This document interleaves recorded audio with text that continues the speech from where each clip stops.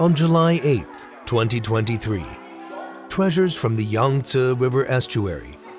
The ongoing scientific archaeology of the Yangtze River Estuary, number 2, was put on display in the Shanghai History Museum.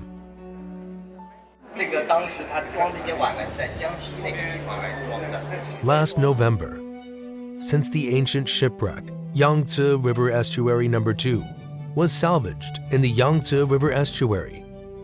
The ship's components and more than 100 pieces of ceramics in it were exposed to the public for the first time. 这个整个画面中心就是当时在教导士子们在读书的这样一个场景，而且这一件文物也是保存的比较完好的出水文物当中。比较完，相对来说比较全面，或者说比较多样的一个景德镇陶瓷的一个日用瓷的一个面貌，或者贸易瓷的一个面貌。As the currently largest and most well-preserved ancient wooden sailboat discovered in China, with plenty of artifacts in it, the recovery of these ceramics serves as a time capsule, vividly depicting the flourishing navigation scenes along the Yangtze River since the Ming and Qing dynasty. It stands as a significant testament to the maritime Silk Road.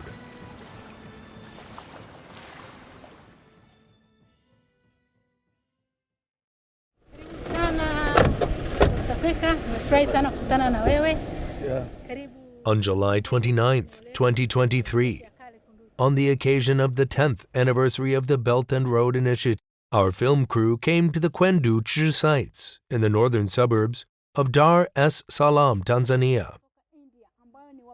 In the decorations of this 16th century Arab aristocratic burial site, we saw exquisite ceramics from China for the first time.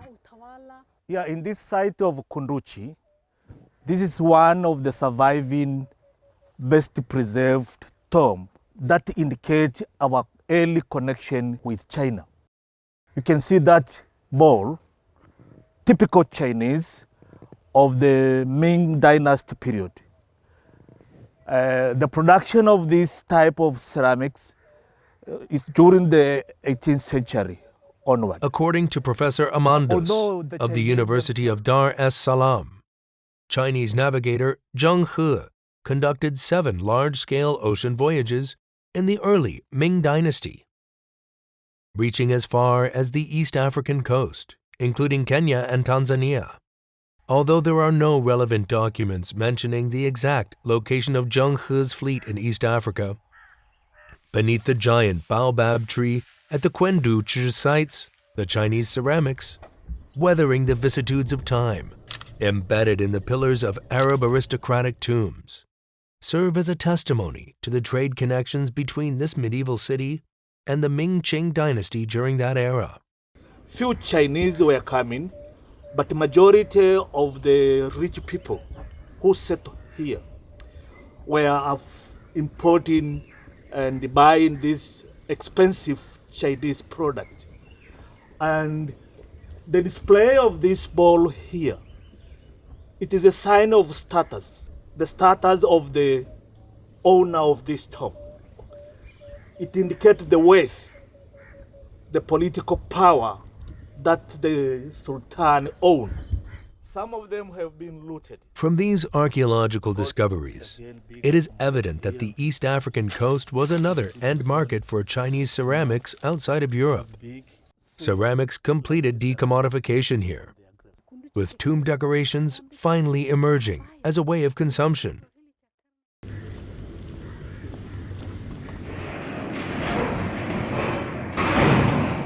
This is a little section where we store these precious early Chinese ceramics.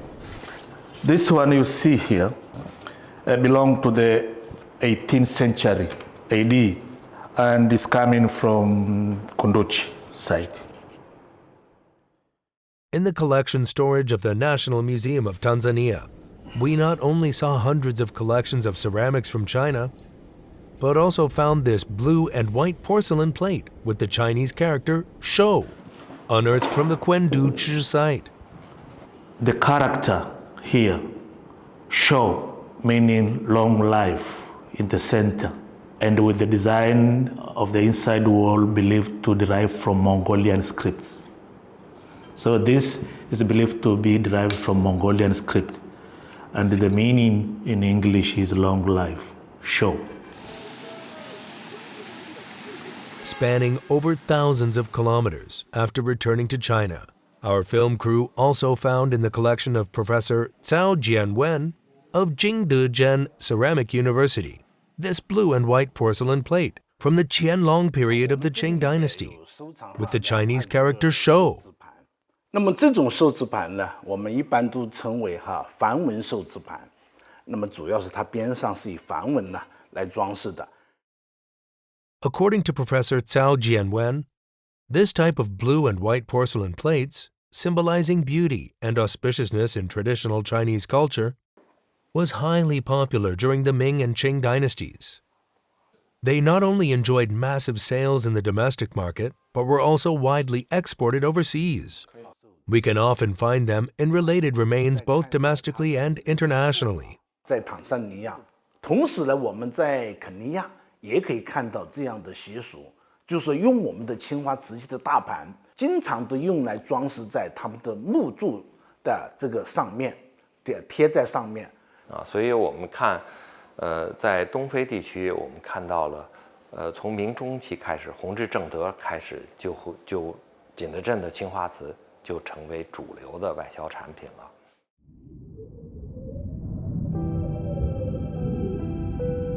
Since the Sui and Tang dynasties, China's shipbuilding and maritime technologies have steadily progressed. The sea lane was opened, which therefore facilitated sea transportation. A large number of Chinese silk, tea, and porcelain were exported as far as Southeast Asia, the Middle East, and were eventually transported to the East African coast and the Mediterranean. The maritime transportation channel connecting the world trade of East Asia, West Asia, and the Mediterranean has historically been known as the Maritime Silk Road. Silk, tea, and porcelain were the three major commodities exported by China through the Silk Road. However, silk and tea were consumed at last. Although porcelain also suffered a loss due to its delicate nature, it has been substantially preserved by its durable material, making it the primary physical evidence along the Silk Road. 这是东印度公司的徽标，这是巴洛克风格的，非常显赫的一个家族的徽标。国外的那个一些名门望族啊，为了买到景德镇陶瓷，那是费尽心机。On October 18, 2023, at the annual China Jingdezhen International Ceramic Expo, the Jingdezhen export porcelain collections, especially the Clark porcelain, attracted great attention.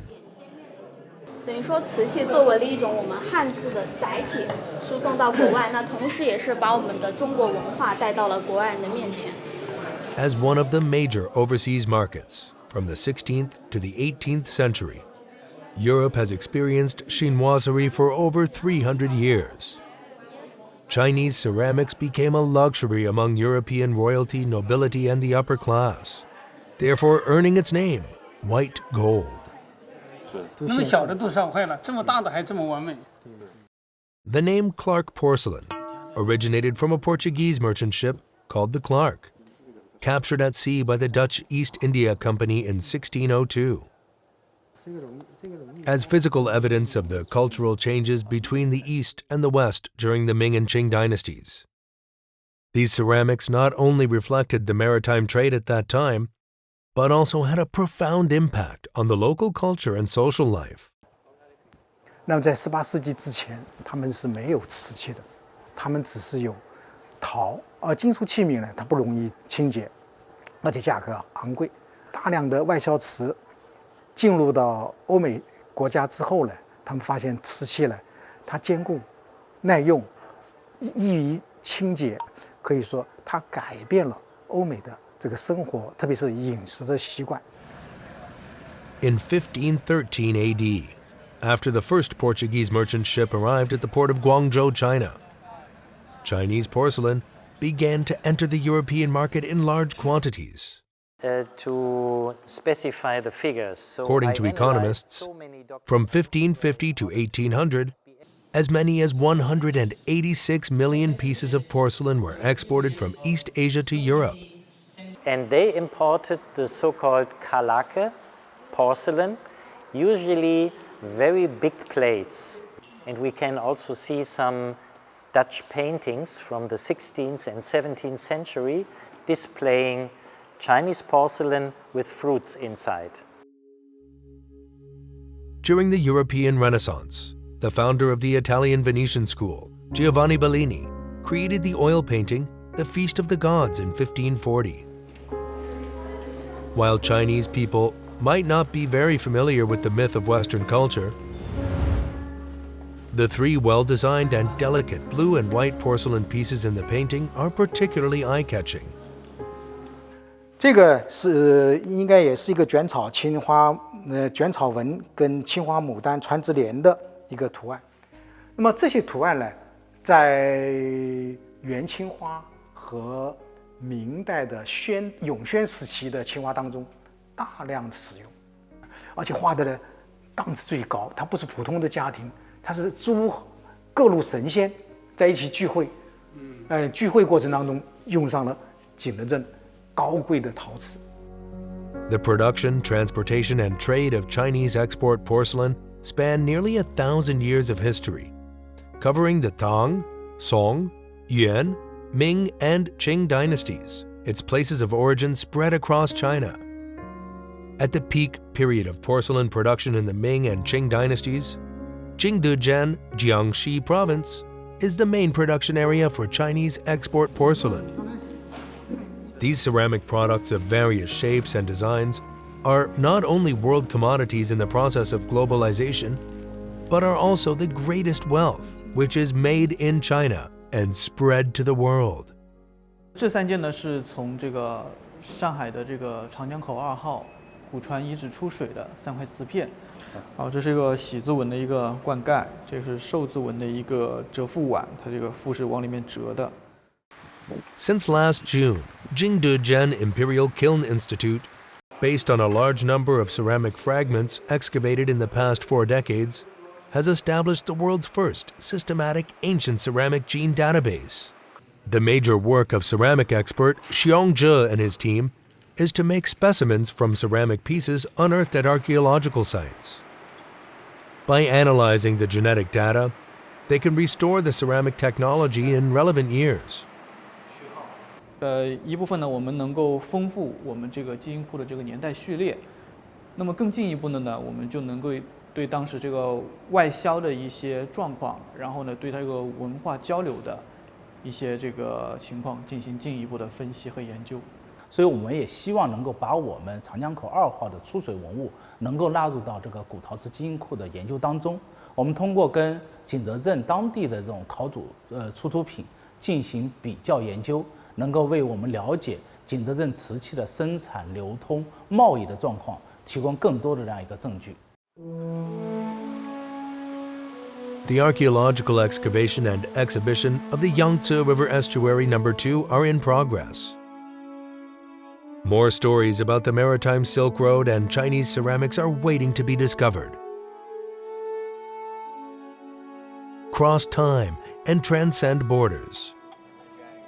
The Jingdezhen ceramics, with its unique charm as an Eastern treasure and a global chic, captivate people around the world. 它是美国前总统老布什夫妇钻石婚找我们定制的一款日用瓷餐具。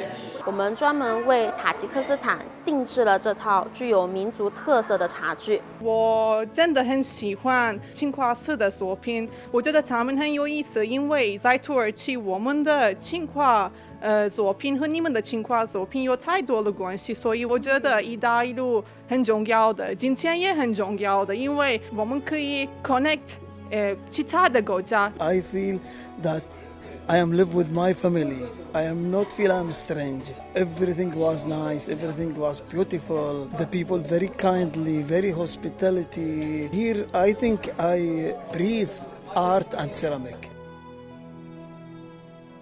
A piece of ceramics spanned thousands of years, while the civilization it carried traversed mountains and seas, from archaeological sites at the Yangtze River Estuary to ceramic pieces excavated from folk kilns. 它这个纹饰非常清楚。